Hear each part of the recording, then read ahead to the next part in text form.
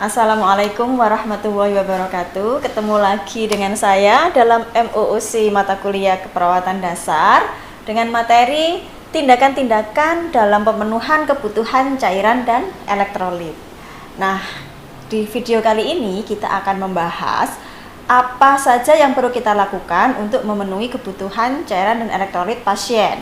Jadi yang pertama, kita lakukan pemberian minum per oral. Tetapi jika pasien tidak mampu untuk minum per oral ya melalui mulut, kita bisa memasang infus ya, cairan intravena. Kemudian kita akan mempelajari juga bagaimana merawat dan melepas infus. Kemudian bagaimana mengganti cairan infus, memonitor tetesan. Jadi nanti kita akan belajar tentang tetesan infus dan juga terkait balance cairan. Tetapi untuk prosedur lebih jelas dan lebih detail akan kita lakukan di mata kuliah keperawatan dasar praktikum. Baik, yang pertama untuk memasang dan melepas infus. Jadi infus itu apa sih? Jadi pengertiannya adalah infus itu memasukkan cairan atau obat secara langsung ke dalam vena dalam jumlah yang banyak, bisa dalam waktu singkat ataupun dalam waktu yang lama. Nah, tujuannya apa? Tujuannya yang pertama pasti untuk memenuhi cairan di dalam tubuh ya. Selain itu bisa untuk memasukkan obat. Jadi memasukkan obat intravena perlu kita memasang infus ya. Kemudian menyediakan suatu medium untuk selain obat, bisa juga untuk darah ya, dan juga memberikan nutrisi yang diperlukan oleh jaringan. Jadi ada beberapa orang yang tidak bisa makan secara langsung. Nah, indikasinya apa pemasangan infus? Yang pertama adalah adanya dehidrasi. Jadi dehidrasi ini sebenarnya bisa dengan cara minum per oral, tetapi jika pasien ini kebutuhannya banyak maka dilakukan pemasangan infus. Kemudian shock ya, biasanya shock hipovolemik yang dilakukan pemasangan infus karena perdarahan. Kemudian intoksikasi ya, intoksikasi itu keracunan ya. Pra dan pasca bedah. Jadi pasien yang pre post operasi itu biasanya dilakukan pemasangan infus, bisa untuk memasukkan obat dan lain-lain ya.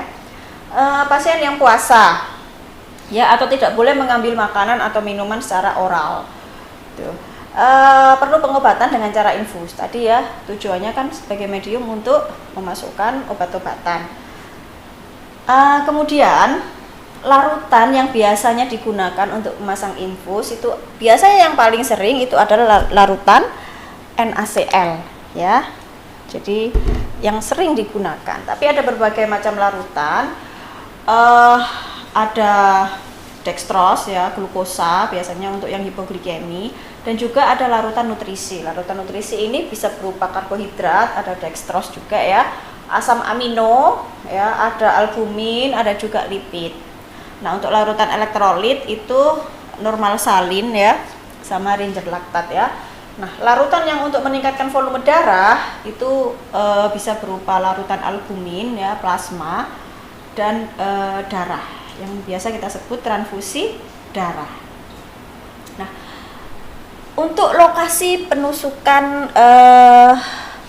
vena untuk penusukan infus ini bisa kita lihat dalam gambar ya, di mana aja lokasinya. Jadi lokasi ini menentukan keberhasilan penusukan ya. Nah, kita bisa lihat juga di sini pentum untuk infus ini sudah diperlihatkan di mana letak-letak vena. Oke. Nah, apa keuntungan dan kerugian terapi intravena? Keuntungannya ini efek terapeutiknya segera tercapai. Kenapa? Karena langsung masuk ke pembuluh darah ya. Absorpsinya total, ini memungkinkan dosis obatnya lebih tepat dan terapinya lebih dapat diandalkan. Kecepatan pemberiannya dapat dikontrol ya. Rasa sakit dan iritasi obat tertentu jika diberikan intramuskular ini bisa dihindari karena kan tidak terasa kalau obat sudah masuk ya, asalkan pelan.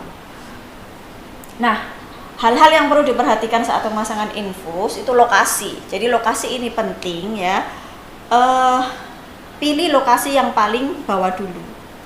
Jika di bawah gagal baru naik ke atas ya. Dan lokasi ini juga tergantung umur, lamanya infus ya, jenis larutan dan keadaan vena. Orang dewasa biasanya di vena basalica, cubitus medialis dan vena cephalica. Vena-venanya besar ya.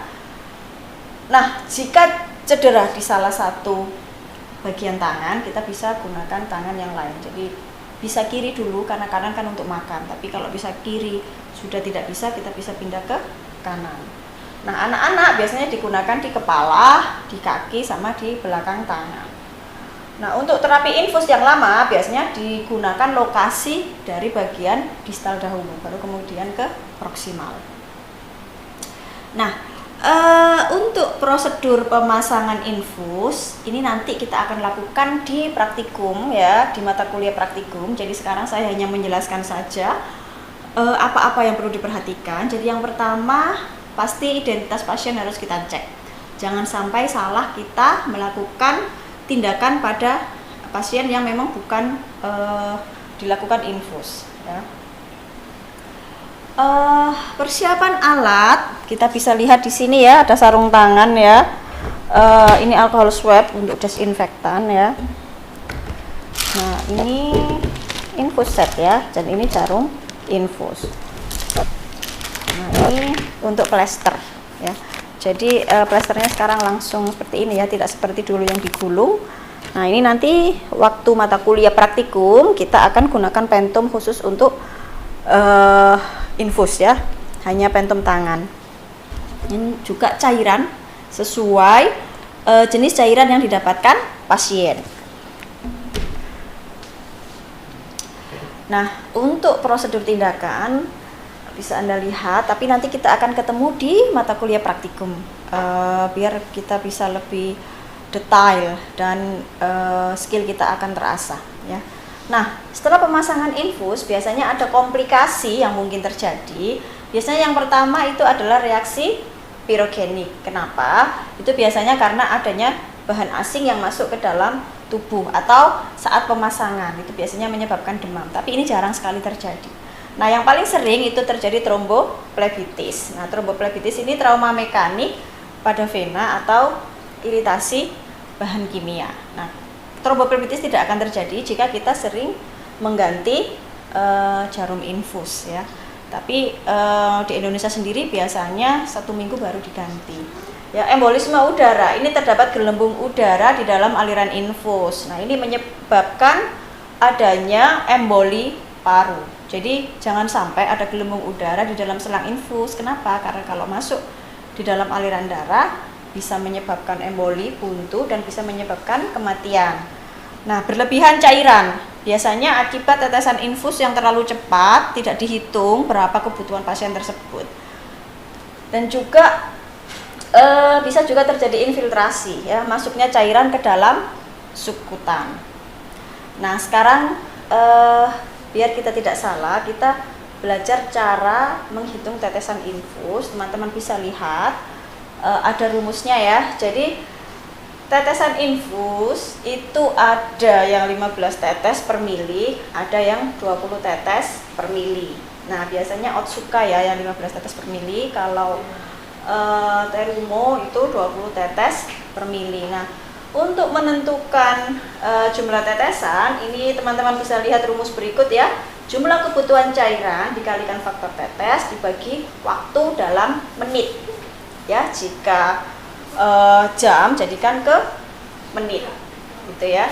Itu rumus untuk menghitung tetesan infus. Nah, sekarang setiap pasien pasti nanti akan dilakukan pelepasan infus. Hal yang perlu diperhatikan untuk melepas dan sekaligus merawat infus, ganti lokasi tusukan itu setiap 48 sampai 72 jam. Itu idealnya. Tapi kita di Indonesia biasanya sampai seminggu ya. Gunakan set infus baru. Ganti kasa steril penutup luka setiap 24 sampai 48 jam dan evaluasi tanda infeksi. Observasi reaksi alergi ya. Jika infus tidak diperlukan lagi, lepas langsung difiksasi. Nah, tekan lokasi penusukan menggunakan kasa steril ya, biar tidak terjadi perdarahan. Kemudian bersihkan lokasi penusukan ya, gunakan alat-alat yang steril saat pemasangan ya. Nah, hindarkan memasang infus pada daerah-daerah yang terinfeksi. Kemudian atur kecepatan infus, jadi sesuai rumus tadi ya, kecepatannya harus sesuai jumlah cairan yang dibutuhkan. Nah, kita ke materi terakhir tentang balance cairan. Ini termasuk pengaturan dalam cairan dan elektrolit biar tidak sampai kelebihan maupun kekurangan. Jadi balance cairan ini keseimbangan cairan yang masuk dengan yang keluar, intake dengan output. Jadi untuk menentukan pasien ini hiper atau hipovolemi, kita harus mengukur intake dan outputnya.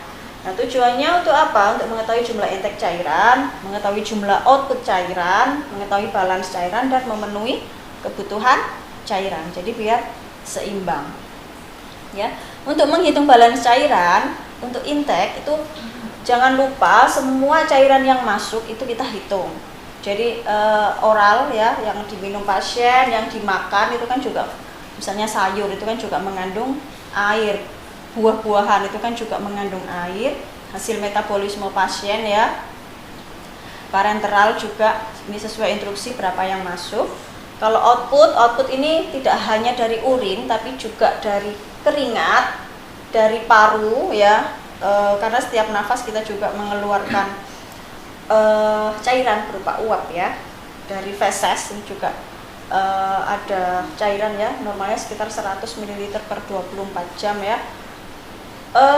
Dari abnormalitas kondisi pasien, misalnya muntah, nah itu harus dihitung berapa cairan yang keluar ya, perdarahan, misalnya terjadi diare, itu juga semuanya harus dihitung sehingga kita tahu intake outputnya pasien ya, untuk menghitung balance cairan.